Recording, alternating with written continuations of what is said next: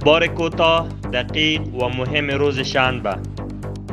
8 سور روز تاریخی سرنگونی رژیم کمونیستی می باشد. امارت اسلامی با نشر اعلامیه این روز را روز نجات، آزادی و پیروزی ملت افغان دانسته و برای حفظ ارزش‌های جهادی اطمینان داده است.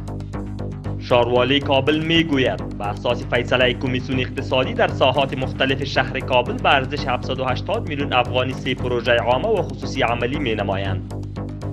دی افغانستان بانک می گوید در رابطه با تطبیق بهتر شدن وضعیت پولی و سیاست‌های معقول پولی از گزارش اخیر بانک جهانی تقدیر می نمایند. بعد از پایان عید سعید فطر به خاطر آغاز و بهبود امورات، سرپرست وزارت امور خارجه آقای مولوی امیرخان متقی با کارمندان و دیپلمات‌های آن وزارت جلسه نمود. مولوی امیرخان متقی در این جلسه بیان نمود افغانی یگانه واحد پولی است که در مقابل دلار افزایش یافته است. وزارت صنعت و تجارت می گوید در سال 1401 هجری شمسی به ارزش 22 میلیون دلار 96 تن زعفران به خارج از کشور صادر نموده است و گفته این وزارت بخش اعظم این صادرات از طریق دهلیز هوایی به هند، امارات متحده عربی و چین صادر شده است. مشاور اسبق دکتر عبدالله و عضو حزب وحدت اسلامی افغانستان آقای محمد ایوب رضوی از طریق کمیسیون تماس با شخصیت‌های افغان به کشورش بازگشت.